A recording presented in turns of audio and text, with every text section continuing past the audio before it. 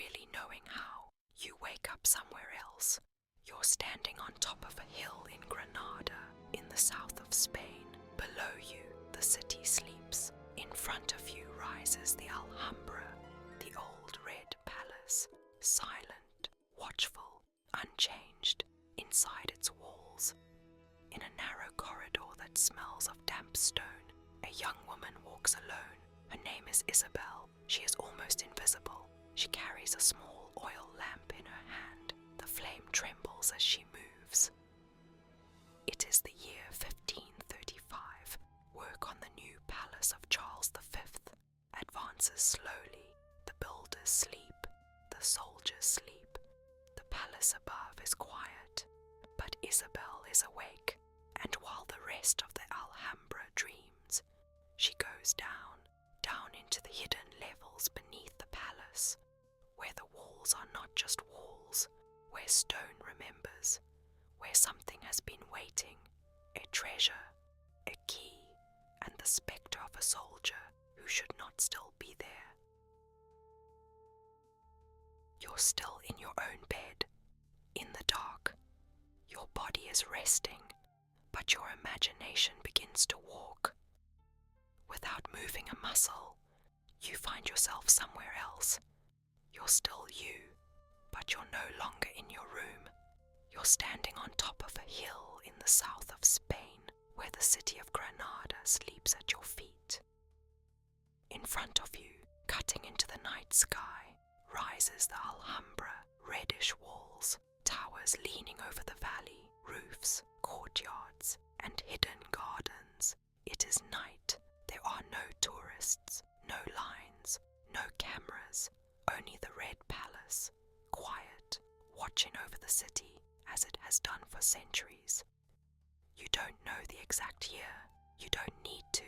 If you pay attention, you can feel it in the clothes, in the distant voices, in the kind of light that glows in some of the small windows.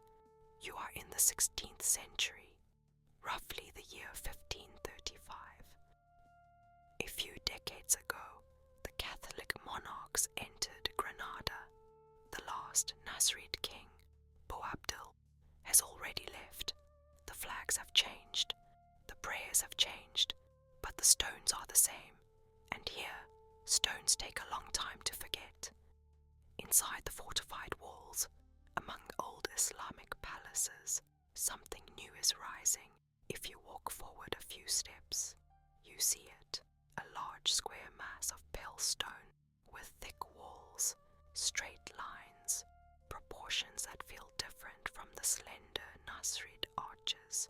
It is the palace of Charles V, ordered by the emperor, so he too can leave his mark inside the Alhambra. Work began in 1527. It is far from finished. The walls of the palace are slowly climbing, stone by stone. Not every opening has glass yet. The great circular courtyard at the center is, for now, still a drawing on parchment that only a few men have seen. Walk a little closer. Don't just look, feel. The stones of the new palace don't quite fit together yet. Some are still damp from recent rain, darkened as if the night had clung to them. Others keep a thin white dust on their sharp edges, the dust from the mason's cut. If you ran your hand over them, it would come off onto your fingers. As you approach, the smell changes. It's not the deep, worn smell of the old Nasrid Alhambra, old plasterwork, ancient wood, tapestries that have survived too many winters. This is sharper, raw, lime, fresh stone, a smell that doesn't yet fully belong here. Around you, two different times overlap. From nearby rooms you hear prayers in Castilian, short orders, new words like viceroy, empire, council. From deeper inside comes another kind of murmur, laughter in forbidden Arabic, songs that stop suddenly when footsteps are heard, whispered conversations that try not to attract attention. Tonight, the Alhambra is breathing in two rhythms at once, and then you see her, She is not a queen, not a princess. She wears no crown, no jewels. She is simply a young woman crossing a small inner courtyard with a clay jug in her hands. She walks quickly but carefully, like someone who has learned not to disturb, not to make noise. Her name is Isabel. Isabel does not live down in the city. She lives inside, within the walls of the Alhambra. She shares a small room with her uncle, a Morisco called Juan Abenhun, who runs a tavern near the area where the new palace is rising. He belongs to that part of Granada that had to learn new prayers and a new language, hiding certain words and customs in order to remain here. During the day, Juan's tavern is full of voices. Castilian soldiers complain about the cold on the hill. Laborers who haul stone and mix lime for the palace talk loudly. Officials climb up from the city to supervise, to sign, to give orders. The air fills with the smell of wine, stale and fresh, of bread and simple stew. Isabel is always there, moving between tables, filling jugs, clearing dishes, wiping crumbs, collecting coins. Look at her more closely. Her hands are strong from carrying weight, yet her fingers are fine.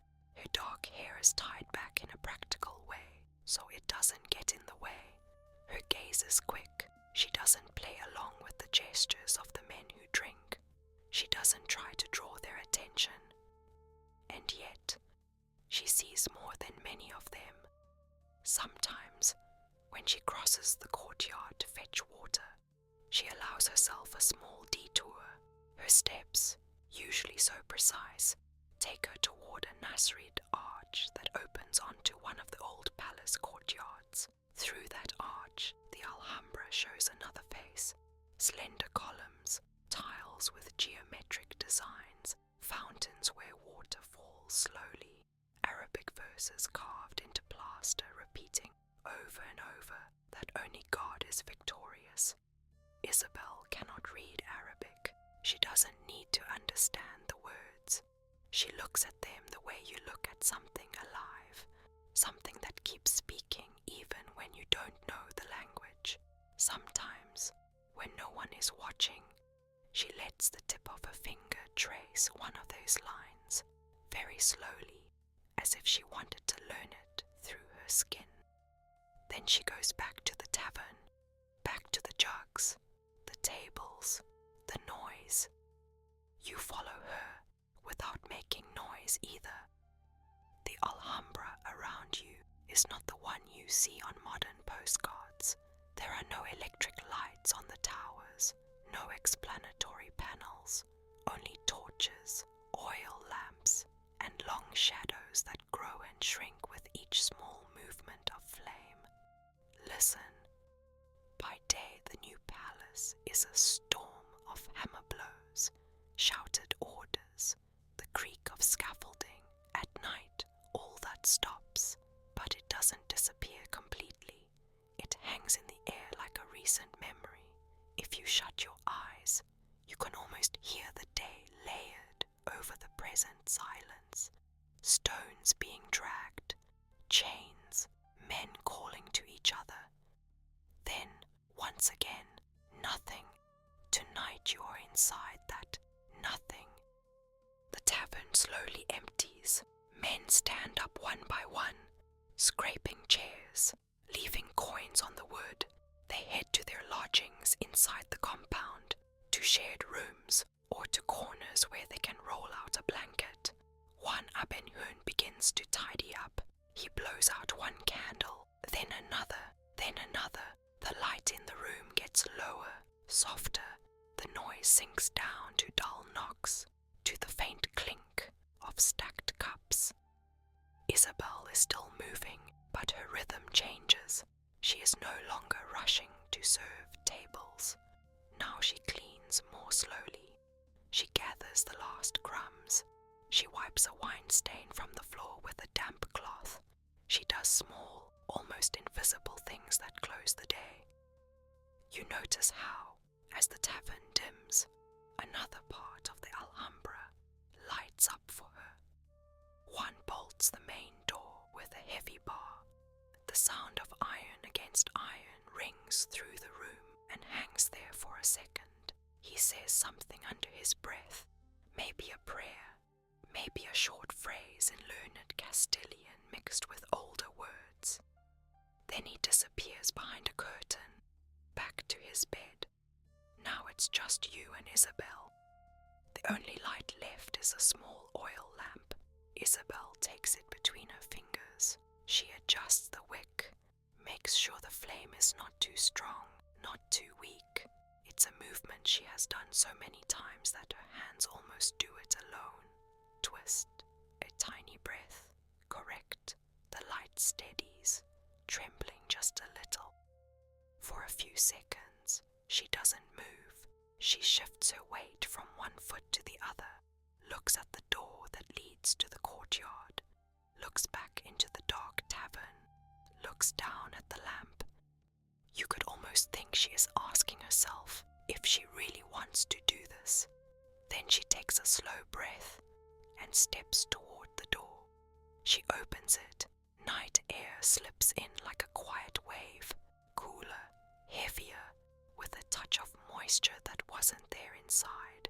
It smells of earth, fountain water, leaves, and faint smoke from fires dying out in the city. You step out into the courtyard with her. The sky over Granada is full of stars. The outline of the Sierra Nevada is a darker line on the horizon. From up here, the city is a scatter of tiny embers. A few windows, a lantern on a corner, a fire in a patio. Far away, you hear a very soft murmur from the Albaicin. Maybe a song, maybe an argument. Everything reaches you wrapped in cotton. Up here, in the Alhambra, another sound rules. Water, water falling in a fountain. Water running along a narrow channel by the ground. Water overflowing gently from a pool.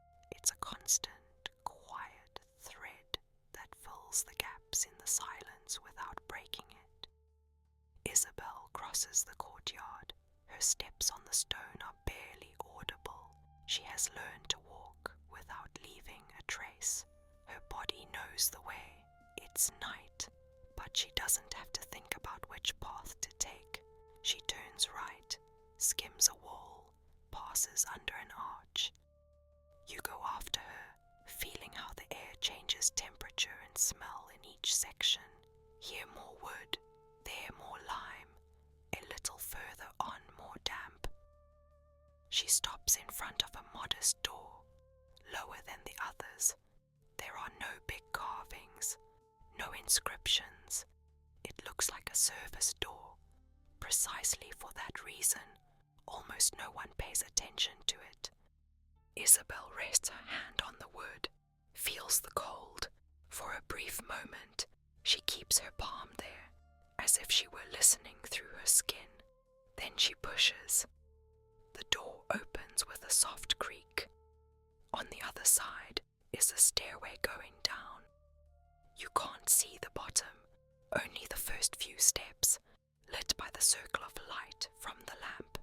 Beyond that, the darkness is thick, almost solid. Isabel pauses on the threshold. Again she shifts her weight from one foot to the other, adjusts the lamp, looks down, looks back up at the courtyard and the stars, looks down once more. It feels as if the night itself is giving her a chance to decide, as if the Alhambra were holding its breath, waiting, and you, without saying a word, wait with her. You know the stairway is not just any stairway. You know, although you haven't been told yet, that below there is more than storerooms and service corridors. You know that somewhere down there, beneath the Hall of Comares, and close to where the future palace of Charles V will stand, the stone is hiding a secret that has wanted to be seen for a very long time. Isabel does not fully know this yet, but she feels something, a very gentle tug in her chest, as if someone had tied an invisible thread from the bottom of the stairs to her heart. It's not violent, it doesn't drag her, it simply reminds her something down there is waiting. That is why, when she finally lifts her foot and steps onto the first stair, she doesn't do it out of curiosity alone. She does it because she can't stand the feeling of being waited for any longer. You go down with her, and as you descend, the Alhambra of 1535 moves a little away from official history and closer to the story no one writes down, the one that only appears when someone like Isabel dares to look where others refuse to. The door stays open behind you. The courtyard of the Alhambra remains above, with its starry sky and its fountains. In front of you there is only stone, and the steps that go down. Isabel pauses on the very first step. She doesn't rush. She lets her eyes adjust to the smaller light. The lamp draws a circle around her. Beyond that, the darkness is thick and heavy, almost like a curtain. She nudges the wick a little, brings the flame closer to the glass, pulls it back. She wants a steady light, a calm light, not too bright, not too faint. You are right behind her. You feel the change of temperature on your face. The air here is cooler, but not harsh. It wraps around you. It smells of stone, damp plaster, old wood. It isn't unpleasant, but it is dense, as if it has been gathering for years without fully renewing. Isabel takes a slow, deep breath, and then the second step. The third takes a little longer. After the fourth, her feet find a rhythm. Step, pause, a slight shift of weight. Step, pause, a slight shift of weight. You fall into the same pattern. You could close your eyes and know exactly where you are just from the sound. Step, echo, step, echo. Silence is not total. It never is in the Alhambra. There is always something, the distant drip of water where you can't see it, the faint creak of a beam far above, the almost inaudible brush of air passing through a crack. And yet, despite all those sounds, the silence feels heavy, heavier with every step you take. You feel that weight land on your shoulders, on the back of your neck, in the place where air enters your chest. It's as if each stair adds a small handful of silence on top of you. It doesn't crush you, it wraps around you, the kind of silence that makes you lower your voice, even when there's no one around. The staircase ends in a corridor. The ceiling is low enough that, if you raise your hand, you can almost touch it. The lime-washed walls have long since lost their original whiteness. Damp has painted irregular maps in grey and ochre. Here and there, small wooden doors lead to closed rooms, storerooms, pantries, service spaces that rarely see daylight. Isabel turns right without thinking. She has walked this passage many times. She knows it. She knows exactly where the floor gets slippery, which slab to avoid because it's cracked and could trip you, where the air smells more of oil because jars are stored there, where it smells more of wet wool because blankets are piled up. But tonight you notice something different in the way she walks. She's not just going somewhere, she's listening. Every step is like a question. The corridor answers with echoes, with soft breaths that are not your own, with tiny shifts in the coldness of the air. You walk on. The lamp projects its circle of light ahead, leaving long triangles of shadow behind. If you turned around, you would see the darkness closing gently over the section you've just left, as if the passage wanted to reclaim that secret the instant you're gone. Isabel stops when the corridor makes a slight bend. This is the place where she felt it the first time. It wasn't a noise, it wasn't a voice, it was a presence, a clear sense of not being alone, even when she was alone. It happens again. Before you see anything, you feel it at the back of your neck, like the moment when someone stares at you from a distance without saying a word. There is no physical contact, but you know your skin prickles, not from cold, but from awareness. Next to you, Isabel freezes as well, as if the same invisible signal has reached you both at once. The flame changes, with no draft you can detect. It stretches forward, pulled toward something. Then it flattens a little, as if something has brushed past the wick. It doesn't go out, but it trembles, and that trembling makes the shadows on the wall move like shapes that are breathing, and then you see them. Not clearly, not at first.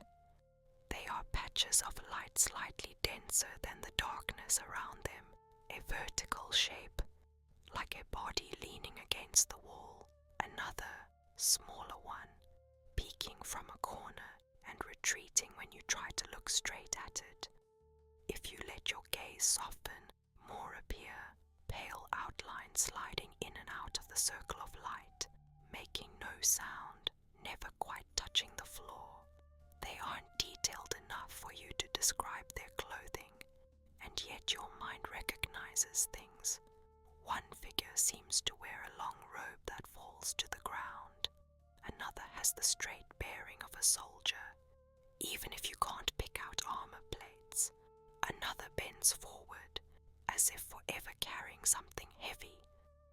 The most disturbing thing is not that they are there. It's that they are not moving at random. They are all looking in the same direction. Their heads, their bodies, their attention aligned toward one place on the passage wall, a section of smooth plaster, with no door, no arch, no inscription, apparently identical to any other. If a stranger walked through here by daylight, that part of the wall would not catch their eye. But the presences are staring at it, and because they stare at it, you do too. One of the shapes, a little clearer than the others, takes a small step forward. You watch as it raises its arm. The movement is slow, almost solemn.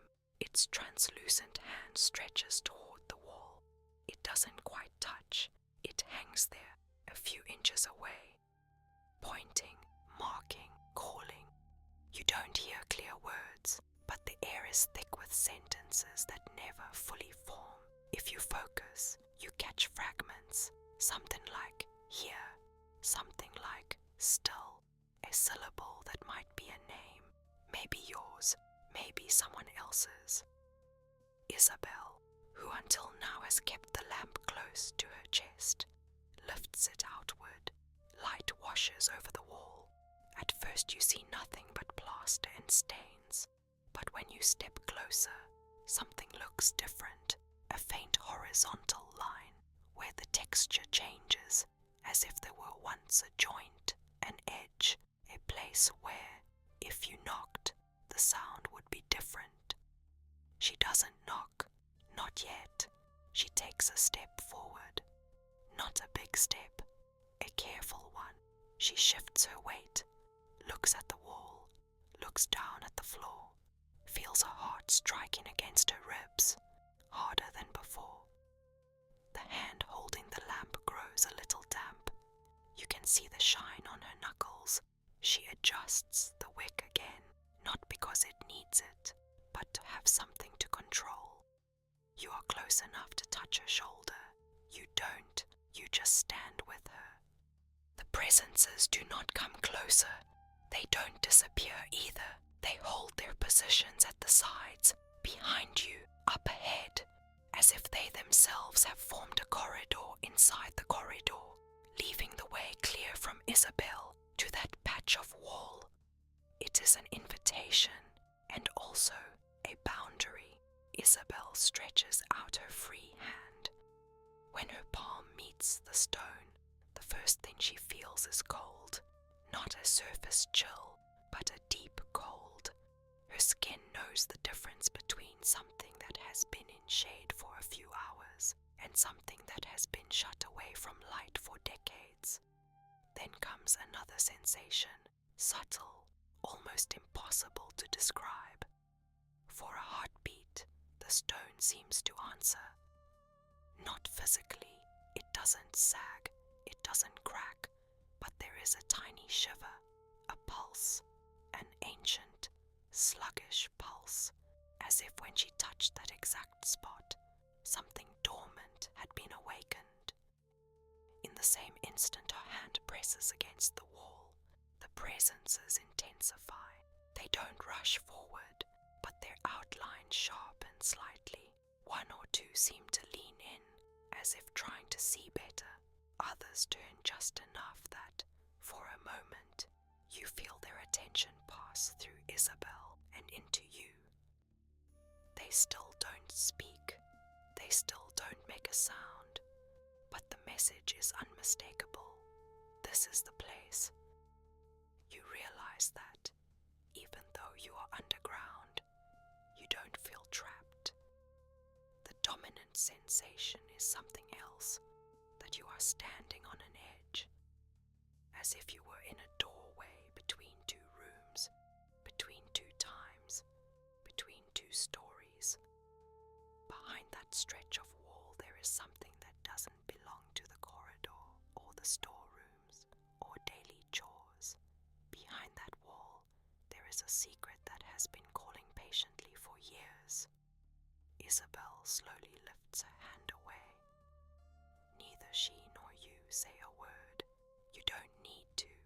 You both know that after tonight she won't be able to stop thinking about this place.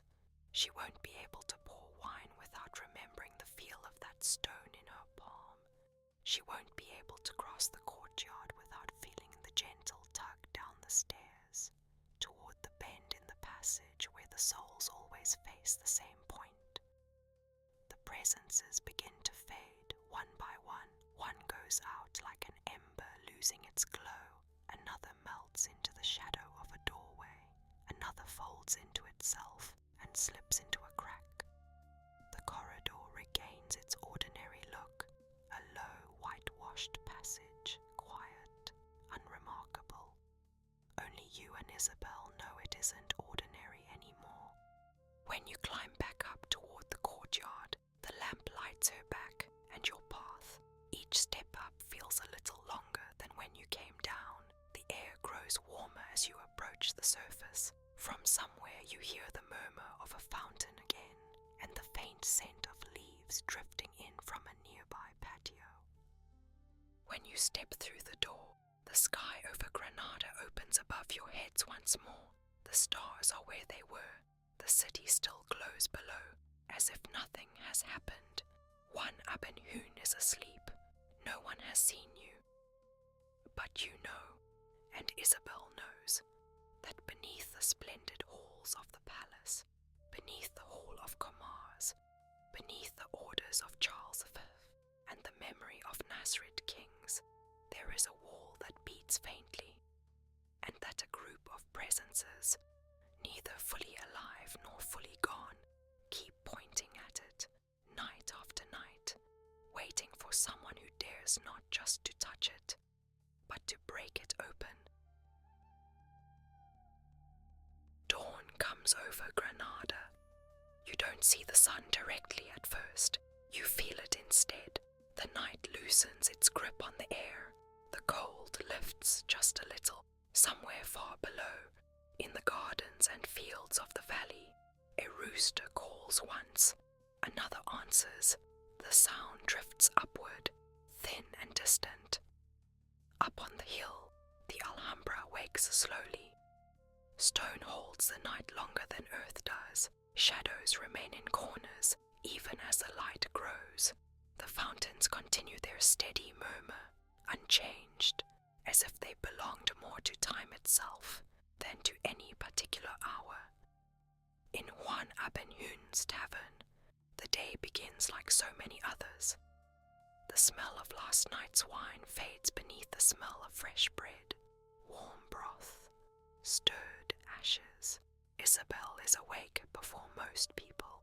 She sweeps the floor, collects a cup someone forgot to return, pushes embers together in the hearth, opens a small shutter to let in a narrow strip of morning light that cuts across the wall. If you look at her from the outside, everything seems the same. Her hands repeat the same gestures, her feet follow the same paths between tables, kitchen and courtyard. Nothing about her posture announces that anything has changed, but you know better. You know that last night she went down into the Undercroft, that she stood in a narrow corridor beneath the Hall of Comares, that she placed her palm against a wall that answered her touch with something like a pulse. That knowledge stays with her now, even as she wipes a table or straightens a bench. It sits just behind her eyes, quiet but present. The first customers arrive early, labourers with clothes dusted white from lime and stone, ready for another day, all in blocks for the palace of Charles V. Soldiers pausing before their rounds, swords at their sides, voices low but confident. They speak of practical things, orders, pay, absences, weather. No one speaks of spirits. No one speaks of walls that tremble. Isabel moves among them, carrying jugs, setting bowls on wood, taking coins. Her body knows the work by heart, and yet there are small signs that only you notice. Sometimes she lingers a fraction longer near the door that leads to the stairs. Sometimes while polishing a cup, her hand slows halfway through the motion, as if her attention had slipped elsewhere for just a second. Among the men who enter that morning, there is one you recognize. You have seen him before, on other days, a young man with strong hands and a straight back. His movements are economical, practiced. He might be an assistant to the stonemasons working on the emperor's palace. He might be assigned to guard duty around the construction. The exact role doesn't matter as much as the way he looks at her. Whenever he can, he chooses the same table, a corner from which he can see both the kitchen door and the corridor that leads deeper into the Alhambra. When he orders wine, he does it unhurriedly, as if he were in no rush to leave. When Isabel comes to serve him, his gaze softens slightly. He doesn't say her name aloud, but you can tell he knows it. This particular morning, when Isabel brings him a jug, their eyes meet for a brief moment. In that look, something passes that doesn't pass between her and anyone else. He notices a tension on her face that wasn't there before. Not tiredness, something tighter, more inward. He doesn't ask, not yet. The hours move on. The noise rises and falls like a tide. At midday, the tavern is full. Later, the rhythm eases. The Granada sun pours in at an angle through the small windows, turning dust in the air golden. There comes a point when only a few tables are still occupied. Juan Abenhun is busy with a supplier in a corner, speaking in a low voice about the quality of a barrel. In that pocket of semi-quiet, Isabel gathers some empty pitchers and heads toward the corridor that leads to the stairs. The young man stands almost at the same moment. He doesn't ask if she needs help. He simply takes one of the pitchers from her hand, as if it were the most natural thing in the world. Their fingers brush against each other on the handle. The contact is brief, almost accidental, and yet you feel it as clearly as they do. They walk into the corridor together. The light here is different.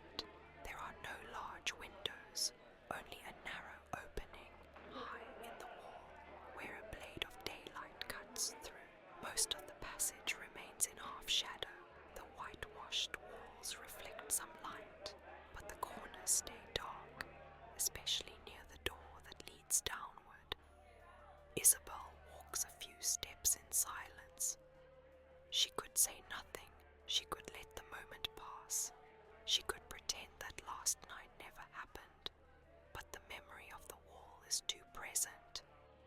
She stops.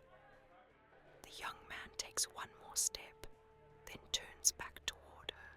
He sees the seriousness in her face, the way her eyes flick toward the door that goes down. He sets the pitcher gently on the floor so it won't clatter. "You've been looking down there a lot," he says quietly. His voice is low, but steady. Isabel doesn't answer immediately. She grips the edge of the unlit lamp she is carrying, more out of habit than need. She looks at the floor, then at him, then at the door. "I went down," she says at last. "Farther than I should have." The words settle into the corridor. He frowns slightly, looks toward the door, looks back at her. "Alone?" he asks. She nods. She could add an excuse. Say she got lost. Say she was sent for something. But she doesn't. She lets the truth stand as it is. He leans his shoulder against the wall and crosses his arms. The posture looks relaxed, but his fingers grip the fabric of his sleeve a little too tightly.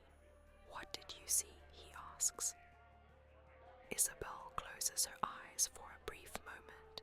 You stand there with her, feeling again the cold of the passage, the trembling light, the presence of eyes without faces. "People," she says, "people who weren't there." He doesn't understand at first. "Shadows," she adds softly, "like people, but not quite. They were standing still, all of them, looking at the same place." "At what?" he asks. "At a wall," she replies. "Just a wall, no door, no marking." You remember the outstretched hand, hovering inches from the plaster. He tries to smile. "Up here there are always stories," he says. "Princesses in towers, kings who don't accept that they're gone, guards hearing footsteps behind them when no one's there." He shrugs, as if that might settle it. But you see what his voice hides. His eyes slide back toward the door. His jaw tightens. "It wasn't a story," Isabel says. "They were there, and when I touched the wall, it felt different." He straightens, takes a step toward the door, then stops short of opening it. "Have you gone back down?" he asks. "No," she says, a pause. "But I think about it all the time. That sentence opens something between them." The corridor feels smaller, not physically, but in the way moments narrow when a choice is close. "If you want," he says finally, lowering his voice even more, "we can go down together. The offer hangs there. Just once," he adds. "With a lamp, we go to that place. You see there's nothing. Then you can sleep. On the surface, it sounds reasonable. 2 people, 1 stairway, 1 stretch of wall. Underneath, you know better. You know, even if you don't know how, that the Alhambra has its own conditions, that it decides who sees what, and when." Isabel looks at the floor, at a small puddle reflecting a warped piece of ceiling. She nudges it with her foot, breaking the reflection. Then she looks back at him. "What if there is something?" she asks. He swallows. For a moment, you think he might pull back, but something else weighs more heavily. "Then you won't be alone," he says. "It isn't a perfect answer. It isn't a plan. It's a promise." And as he says it, you feel something settle into place, like a final piece sliding into a pattern that was already waiting. "All right," Isabel says at last. "But not tonight." He nods, relief passing briefly across his face. "Whenever you say," he replies. They don't choose a date. They don't name an hour. They don't need to. They both know it will be at night, when the tavern is empty, when the stairs are quiet again. You know it too. From that moment on, the the story shifts. It is no longer only Isabel's. It now belongs to two people, and to the place that has been listening to them both. Night arrives without ceremony. There is no storm, no sudden wind, no strange color in the sky. It is simply another quiet night in Granada, with the stars steady overhead and the air cool on the hill. From the city below, faint sounds drift upward, a voice in the Albaytine, a door closing somewhere far away, the bark of a dog that echoes once and then fades. Up here, in the Alhambra, the sounds are fewer and more precise, water falling in courtyards, leaves brushing against stone. Somewhere in the distance, the soft clink of metal as a guard shifts his weight.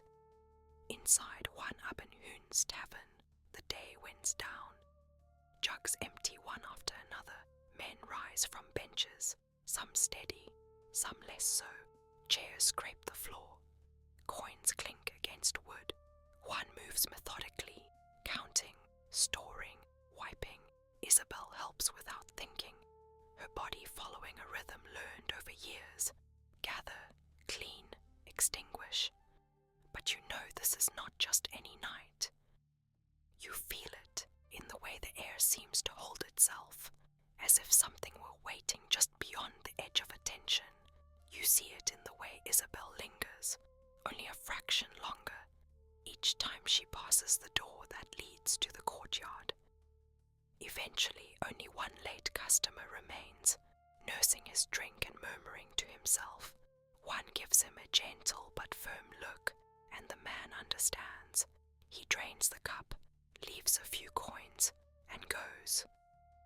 Juan slides the heavy bar into place across the main door. Iron meets iron. The sound rings through the room and hangs there for a second longer than usual. "Good night," Juan says to the empty space, more habit than meaning. Then he disappears behind the curtain that leads to his bed. Silence steps into the tavern. Isabel stands still for a moment, a cloth in her hand. She could go to her room. She could let this night pass like so many others. She could tell herself that what waits below can wait another day. She doesn't. She lays the cloth down on the counter. She takes the oil lamp, lights it with a practiced motion, adjusts the wick, raises the flame slightly, then lowers it. She searches for that precise balance, the steady light that neither flickers nor flares. For a few seconds, the gentle sound of oil burning is the only noise in the room.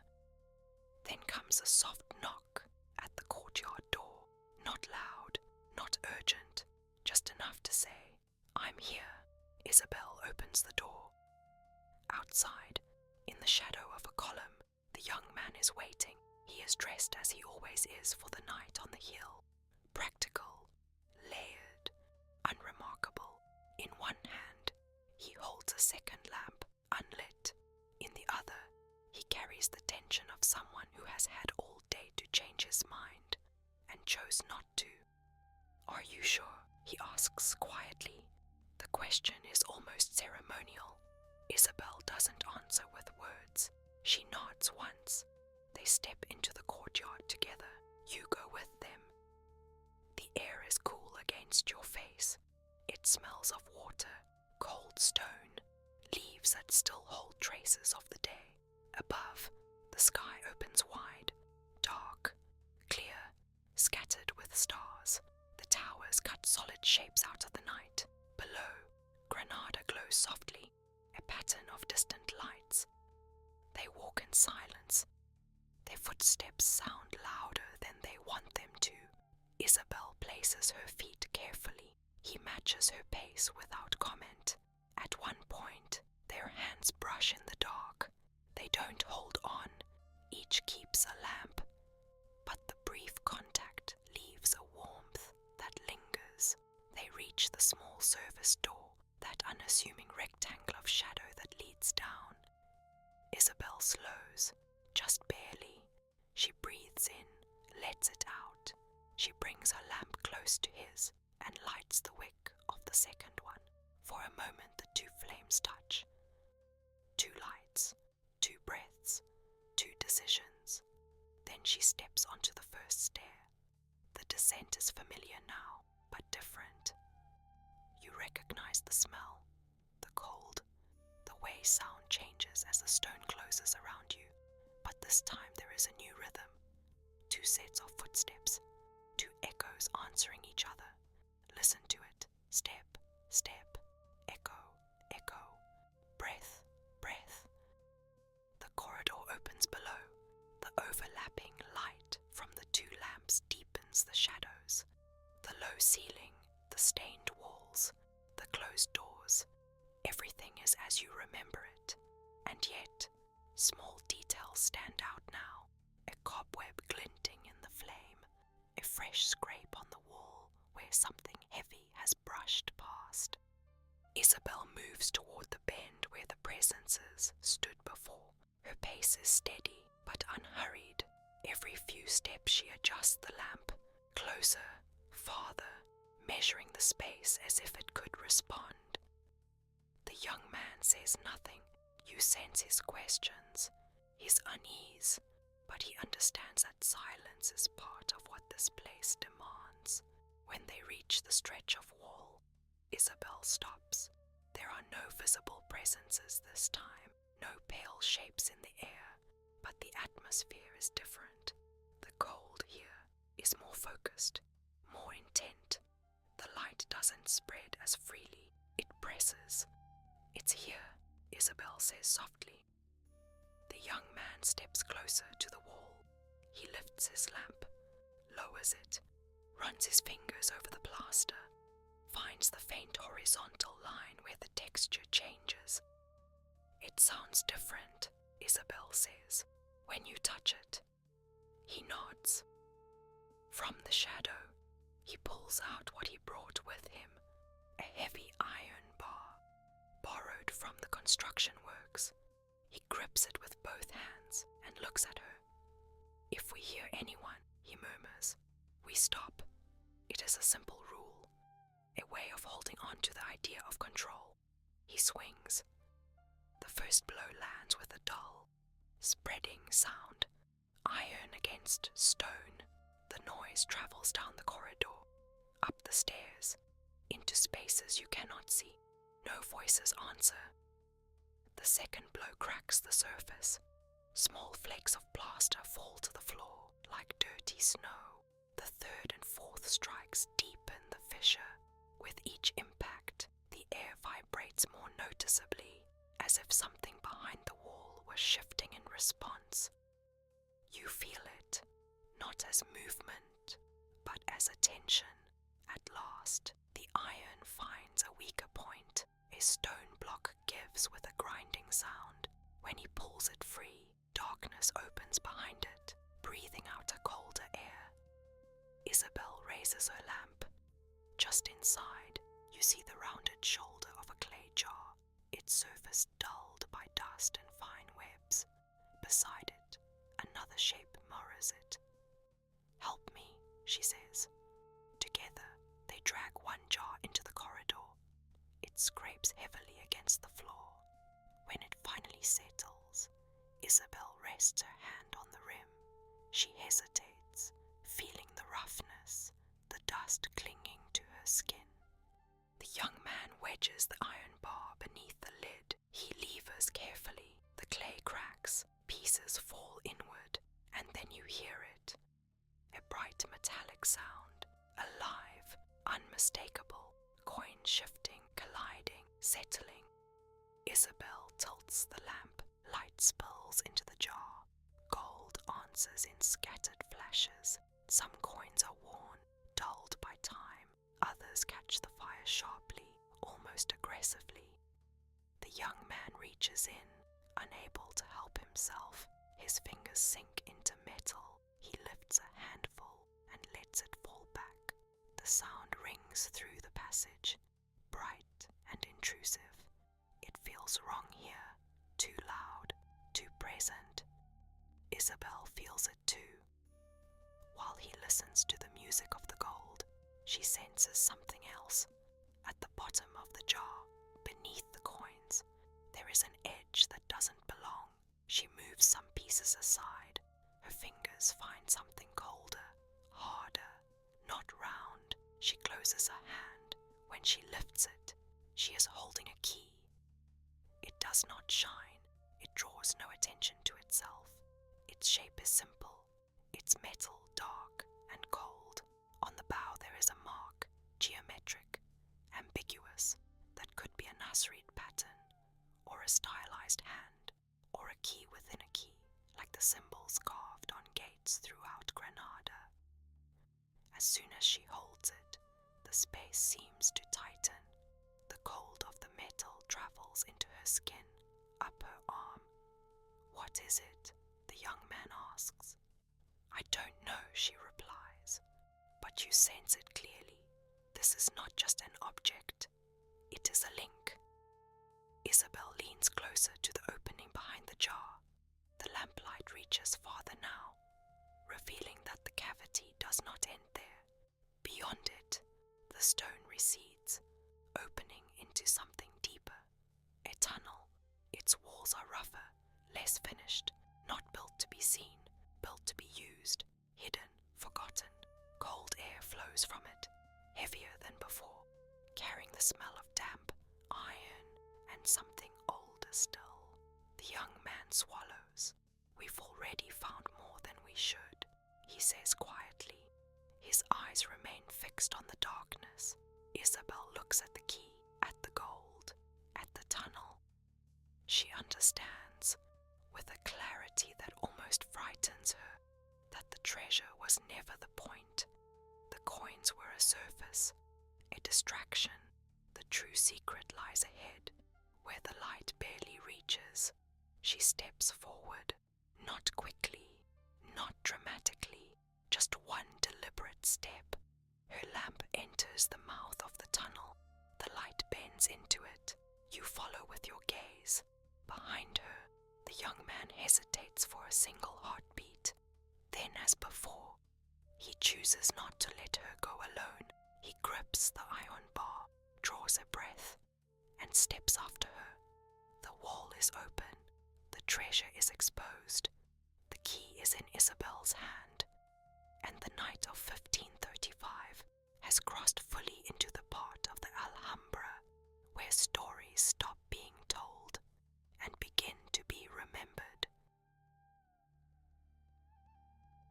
The opening in the wall is no longer just a hiding place. It has become a doorway. Isabel steps through first. The lamp moves ahead of her, its circle of light pushing back the darkness a few paces at a time. The young man follows closely. You go with them, crossing the threshold from the known Undercroft into something that does not belong to any official map of the Alhambra. On this side, the stone feels different, rougher, less patient with human presence. These walls were not meant to be seen by courtiers or visitors. They were dug for necessity, for secrecy, for movement without witnesses. The air changes immediately. It is not just cooler, it is heavier. The damp here is old, embedded deep into the stone, not refreshed by fountains or channels. Beneath it, there is the faint but unmistakable smell of metal, iron left to age in darkness, and beneath that, something harder to name, the scent of time that has stopped moving forward. The ceiling presses a little lower than in the corridor outside. In places, the walls draw close enough that Isabel could almost touch both sides at once if she stretched out her arms. Then they widen slightly, forming small recesses where the light hesitates, explores the rough surface for a moment, and then pulls back again. Footsteps sound different here. In the Undercroft, echoes travelled and returned. In this passage, sound stays close. Each step produces a muted, hollow thud, as if the floor extended deeper than it should. the stone absorbs the noise quickly, leaving behind a thick quiet that settles around you. Isabel walks slowly. There is no rush here. The underside of the Alhambra does not hurry anyone.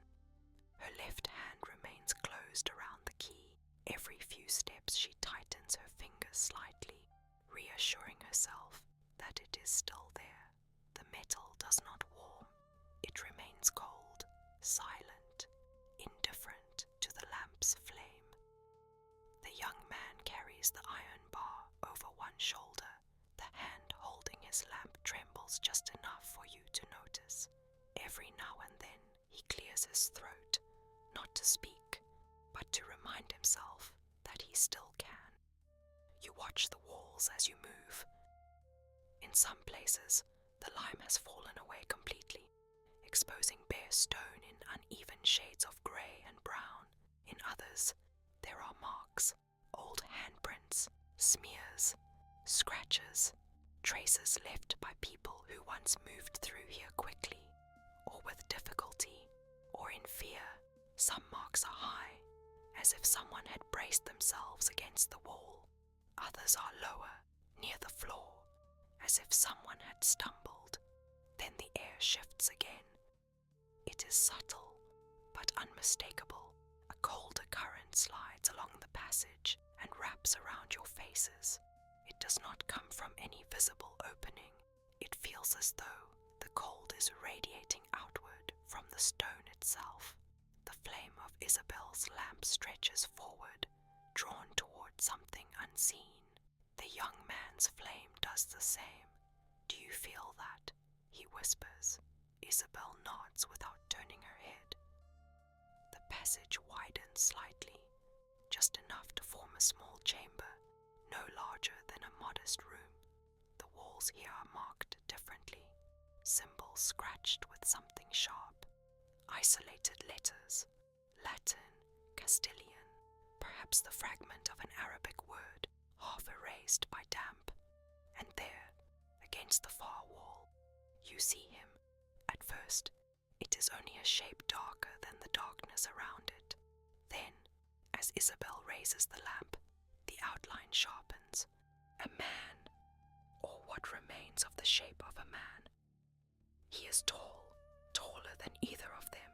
The slope of his shoulders suggests armor. The chest looks rigid, protected. Above it, the unmistakable curve of a helmet rises into the shadow. Details refuse to resolve fully. You cannot count rivets or seams. You cannot tell where metal ends and shadow begins. And yet, you know, with complete certainty, that he is armed. One hand rests near the hilt of a sword. The other hangs loosely at his side. What unsettles you most is not how he looks, it is how he moves. To the eye, he does not move at all. He stands as still as a statue pressed against the stone, but your ears tell a different story.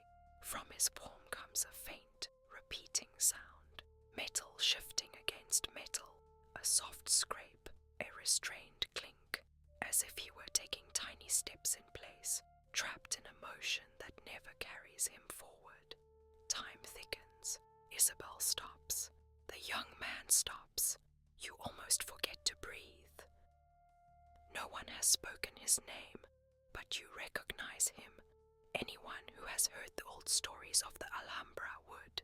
He is the enchanted soldier, the guardian of a treasure hidden when Granada changed hands, the man bound by a sentence that legends say can only be broken under impossible conditions, a fasting priest, a Christian maiden, a knight without error. Those stories are not spoken aloud now. They do not need to be. Their weight is already here, pressing down on the small chamber. Isabel does not know the details of the legend, but her body understands enough. There is something about this presence that no living person carries, too dense and too hollow at the same time, too present and too absent. The lamp trembles in her hand, not because the oil is low, but because her pulse has found its way into her fingers. The young man takes a half step back before he can stop himself. His heel slides slightly on the stone. He tightens his grip on the iron bar, suddenly aware of how fragile it feels compared to the metal that sings endlessly in the soldier's form. For several long seconds, nothing happens.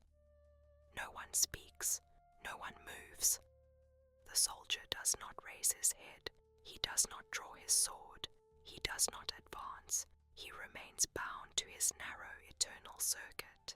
And then it happens. Isabel feels a hand on her shoulder. It is not the young man's. He stands beside her, slightly behind, and you can see both of his hands. The soldier has not moved. There is no one else in the chamber, and yet the sensation is undeniable. A hand, cold, deliberate, settles gently on her shoulder. It does not grip. It does not push.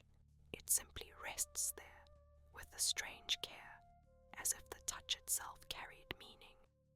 The sensation arrives in layers. First the cold in the air, then contact at a single point, then the chill spreading slowly along her neck and down her back.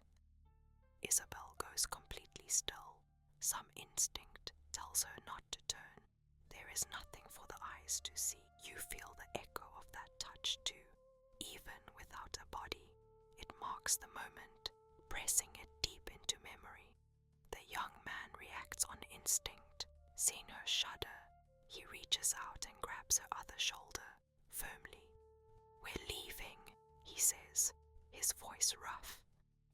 Isabel does not argue, but her feet hesitate, as if something invisible were holding her in place. Then she takes a step back, and another. The light retreats with her. The chamber dims. The soldier remains where he is. The last thing you see is the outline of his helmet, the angle of his shoulders, the hand resting by the sword. The metallic sound continues, unchanged. You do not know if he saw you.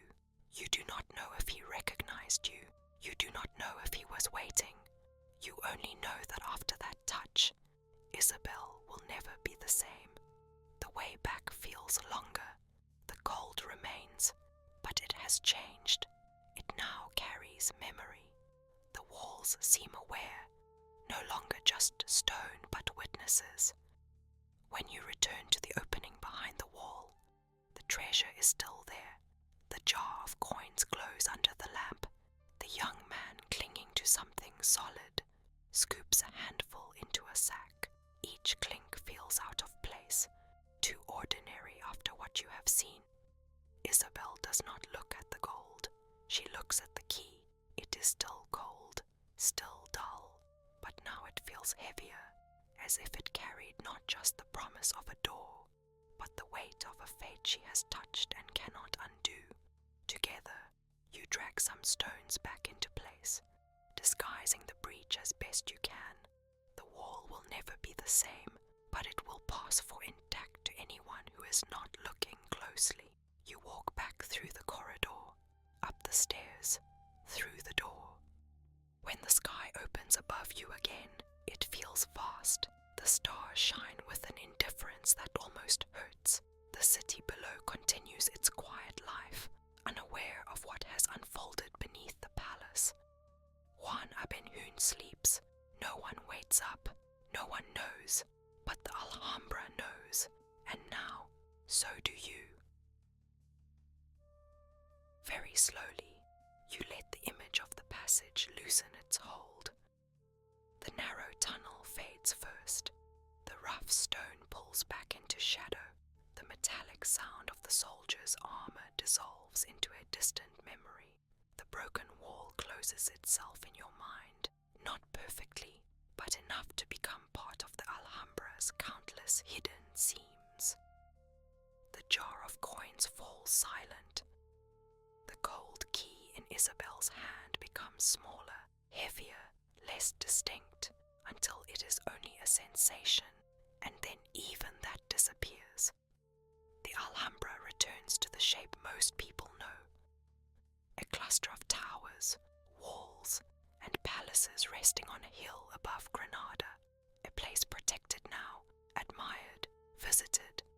place that appears solid, complete, finished. You know better. You are here now, in your own bed, in your own room, in your own time. Notice the contrast. Beneath your back there is no stone, only the steady support of a mattress.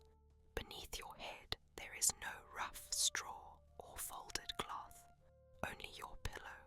Your hands are not holding a lamp or a key. They rest wherever you left them, on the blanket, at your sides, maybe one on your chest. The air you breathe is familiar. It carries the quiet scent of your home, not the damp of tunnels or the cold of ancient stone. If you listen closely, you may still hear sounds, a car in the distance, a door somewhere in the building, a faint movement outside. You don't need to push them away. You can imagine them drifting downward, like the sounds of the city below the Alhambra, growing softer as they travel. Let your body settle. There is nothing you need to hold up anymore, nothing you need to watch for, nothing you need to decide. Think, just for a moment, of Granada as it is today. By day people climb the hill to the Alhambra. They walk through the general life gardens. They pause beside still water in the court of the myrtles. They stand beneath carved ceilings in the hall of the ambassadors, looking up, looking out. They take photographs. They whisper. They move on. Some return at night, when the crowds are gone and the light is low. They hear only fountains and footsteps. They sense that the place is older than their visit, older than their questions. Most of them never hear the story you have just walked through. They hear of kings and sultans, of emperors and palaces, of dates and dynasties. Sometimes they hear of ghosts, a figure in a tower, footsteps in a corridor, a chill in a certain corner. Few hear about Isabel, the young woman who lived inside the walls in 1535, who carried wine and water by day, who took a lamp in her hand at night and went down alone, who touched a wall that answered her. You know her now. You know how she walks, carefully, without noise. You know how she shifts her weight before stepping onto the first stair. You know how she grips the lamp when the air changes. You know how her body reacts when a cold hand settles on her shoulder. And you know that she is not a ghost meant to frighten. She is a presence that keeps company, a figure who moves slowly through the Alhambra after dark, not to scare the living, but because the place itself never quite let her go, because some paths, once taken, do not fully close behind you. One day, in your waking life, you might go to Granada. You might walk the forest paths that lead up to the Alhambra. You might pass under gates carved with hands and keys. You might cross courtyards where water mirrors the sky. You might walk past an ordinary stretch of wall and feel, just for a moment, a light, unexpected cold on your shoulder. If that happens, you don't need to be afraid. You can simply think, quietly, that must be Isabel. But that is for another day. Tonight, you are not climbing hills. You are not crossing courtyards. You are not following tunnels or facing enchanted soldiers. Tonight, you are here. Let your body sink a little deeper. Feel the weight of your heels, your legs, your hips, your back, the back of your head, resting exactly where it is. If you want, adjust slightly, a small movement, just enough to find that position where you don't have to support yourself anymore, where everything is held. The Alhambra will still be there tomorrow. Granada will still be there. The story of Isabel will still be there. For now you can let it all rest. The images can blur, the words can soften. Stone becomes sensation, water becomes quiet, time loosens its edges. You don't need to follow anything else, just let yourself drift and sleep. If stories like this find you easily, if old places, forgotten voices, and quiet legends speak to you, then stay close. Follow this channel to keep walking through hidden corridors, to discover more stories and legends whispered at night, from places that